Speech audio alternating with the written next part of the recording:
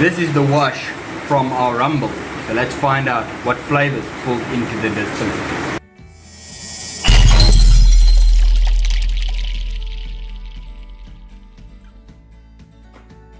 Hello and welcome back to the channel. My name is Beaver and today we are finishing the rumble.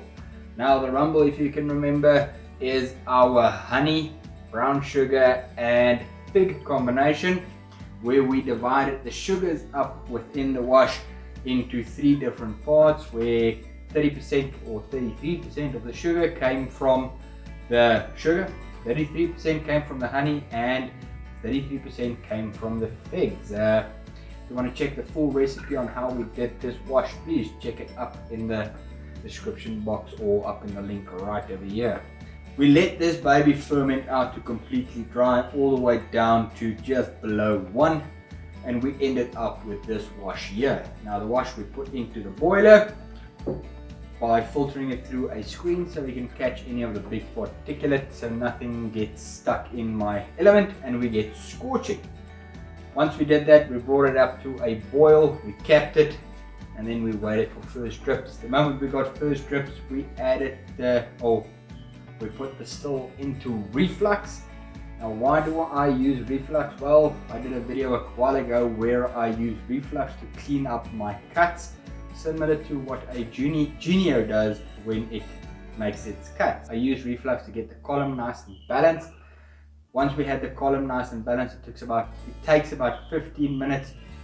What we did then is we dialed back on the reflux and we started taking off our 4 shots. Now our 4 shots and heads came off at 80%.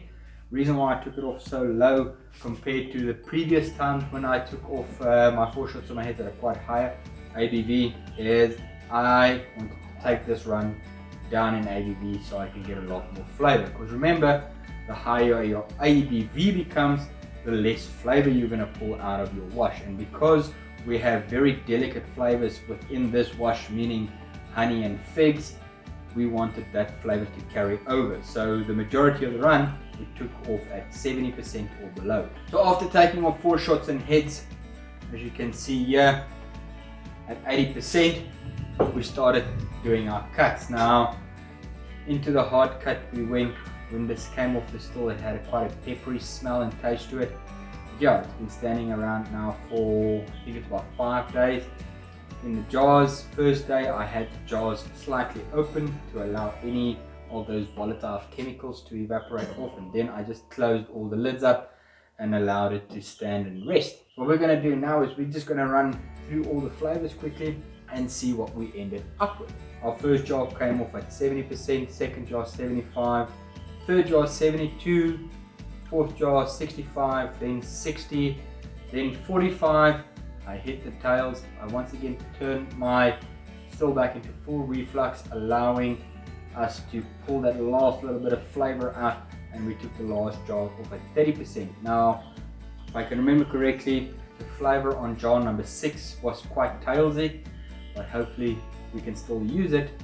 And then on jar number 7, because we used that reflux again, it cleaned up the flavor a little bit, but it brought back some of that pepper in. So what we're going to do now is just do a quick taste through all the cuts and then also compare it to our wash. Now the wash I have in front of me here is straight from the fermentation bucket. As you can see, there's still sediment and stuff left over in there.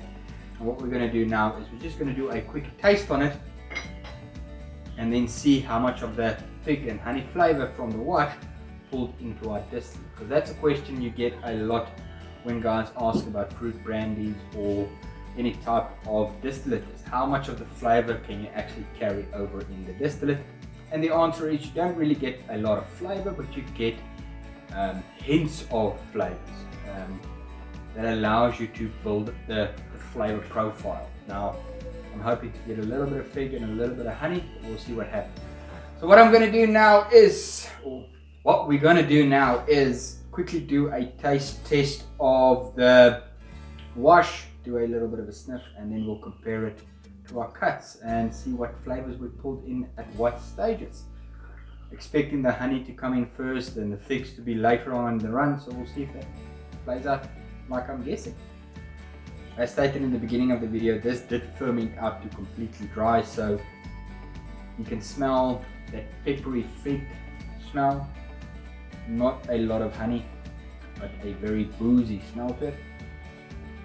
On the taste, you get some fig, some sweetness, some residual sweetness of the honey, but just a very boozy hit. Now for the actual run. So we're going to start with jar number 1. You do get a little bit of that honey, that raw honey smell, and a little bit of citrus. I don't know where the citrus comes from. Jar number 2. Jar number 2 has a funky, almost like an overripe fig type of smell to it, and a touch brown sugar. Jar number 3. Very similar to jar number 2, just a slight little bit more fig. So jar number 4 has a very distinct, almost green fig or the skin of a fig smell to it, with a peppery, still that little peppery bite. Number 5,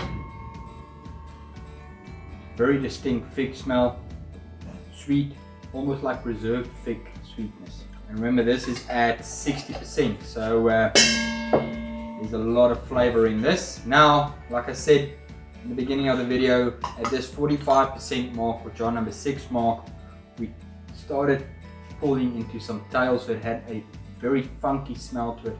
But it's actually just, when I smell it now, the pepperiness has gone, and it smells distinctly like preserved figs. Has a little bit of a, almost a grain smell to it, like a malt funk.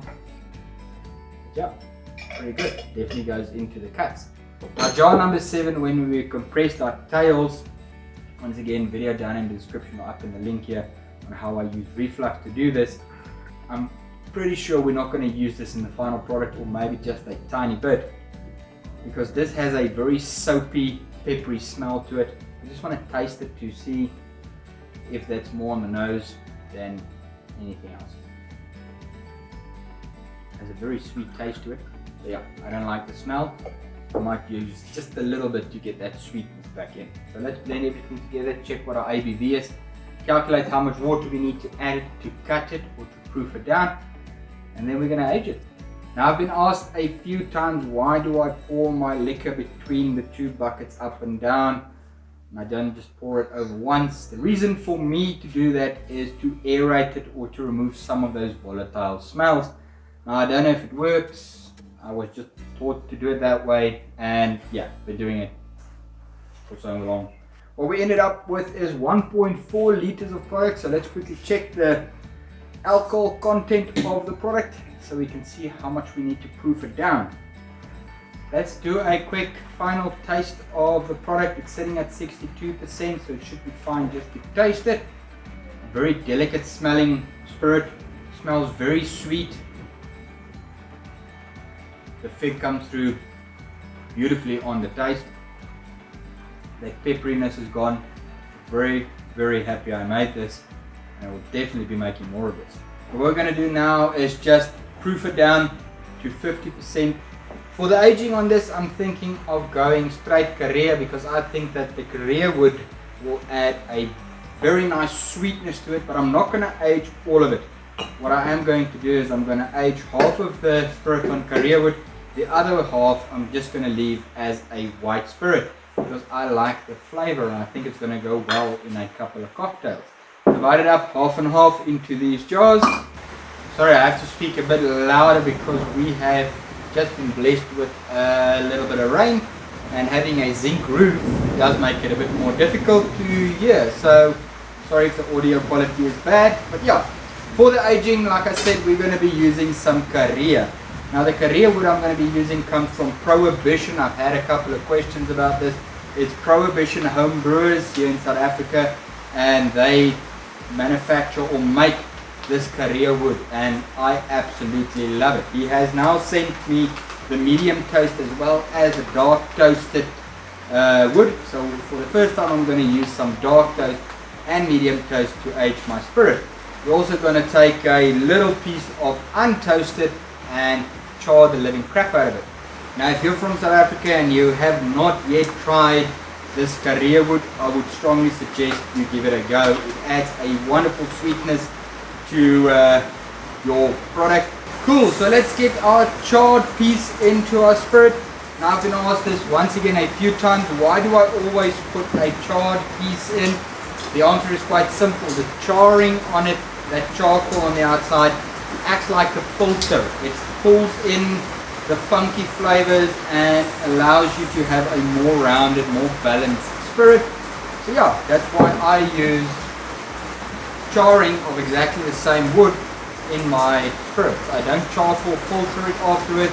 I just use that little piece of charred wood inside of my jar. Now, if you stuck around this far, thank you very much for joining us, and I really hope you try this recipe and have a lekker day.